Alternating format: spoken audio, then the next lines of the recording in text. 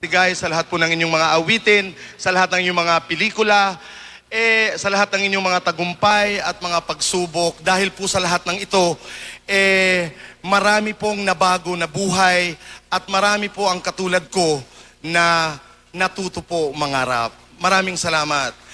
Teka muna, nasan ho ba si Ate Guy? Ate Guy! Ate Guy! Kuya Boy! Andito na ako, hindi mo ako nakikita. Nako, pasensya na ho kayo. Medyo may kadiliman ho ng konti.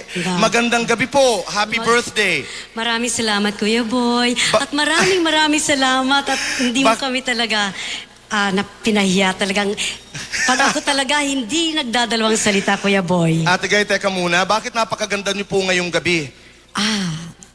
Yan po ay dahil sa kanila. Ganito na lamang. Sa mga Noranyan, sa mga nagmamahal sa ating Kuya Boy. Pero ang gusto ko pong malaman, Tigay, paano ho magmahal ang isang Nora Honor noon? Nung medyo mga 18, 20 years old ang Ate Guy. Paano magmahal, Kuya Boy? Paano po kayo magmahal noon? Nagpapahabol ako sa aso. Talaga po? Ay, opo. Kaninong aso po ang humabol sa inyo? Nahiya naman ako, pero siyempre doon sa first love ko yun. Sino po yung... Pagka nag-aaway kami, ito talaga totoo. Pag nag-aaway kami, siyempre, pag hindi ko nakita ng mga isang oras, para na akong maloka-loka. Talaga po? Oo. Pupuntahan ko sa bako. Hanggang sa umiyak ako ng umiyak. Wala rin.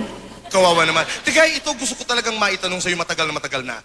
Kiboyet po ba, ki Pip, at sa akin na Manny De Leon, sino po ang pinakamasugid na lumigaw sa iyo? Ang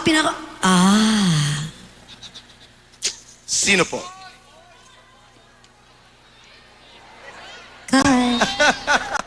Hindi naman binanggit ni Kuya Boy, si Kokoy eh. Si Kokoy, pati si Kokoy po. Nariyan ho ba si Kokoy? Pati si Kokoy po. Basta't alam ko, naalala ko nung araw, nasa hospital ako, si Kokoy ha. Andun ako sa hospital, may sakit ako. Nandun si Kokoy, kasama niya isang kapatid niya. Tapos may ibibigay siya sa akin, Kuya Boy. Ano pong ibinigay niya? Sabi niya gano'n, Guy. Tapos kinuha niya yung kamay ko, kinuha. Pag gano'n, binigay niya sa akin, wow, yung kanyang high school ring. Wow! Hanggang ngayon, nasa akin pa yun. Talaga? Kokoy. Tigay ngayon naman Pero ang Opo. pinakamasugid, Opo. Kuya Boy, Opo. si Papa Boyet. Bakit niyo po nasabi na si Papa Boyet ang pinakamasugid? Ay, matindi yun, Kuya Boy. Matindi, kaya nga kami biglang nagpakasal eh. Di ba? Kung may isang awit po na maglalarawan sa iyong buhay, ano po yun? I will survive.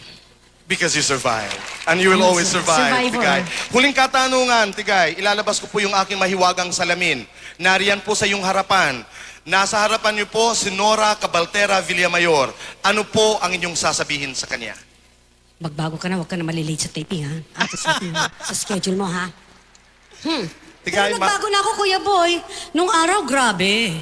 maligayang kaarawan. I Maraming. love you at maraming salamat po sa lahat ng kasiyahan na ibinahagi niyo po sa aming lahat. Maraming salamat po, Maraming Kuya salamat, Boy. Tigay. Bye, Kuya Boy! Kala mo, hindi ko... Thank you, Kuya Boy. I love you talaga, Kuya Boy. Hindi pa... Minsan nagte-text ako sa'yo, Kuya Boy. Kaya lang, nawalan ako ng load. Hindi ko tuloy na pasend sa'yo. Yun. Kuya Boy, eto po, ang pagmamahal sa akin ni Kuya Boy ay sobra-sobra talaga.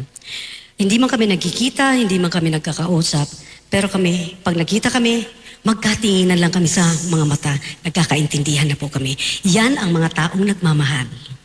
Okay?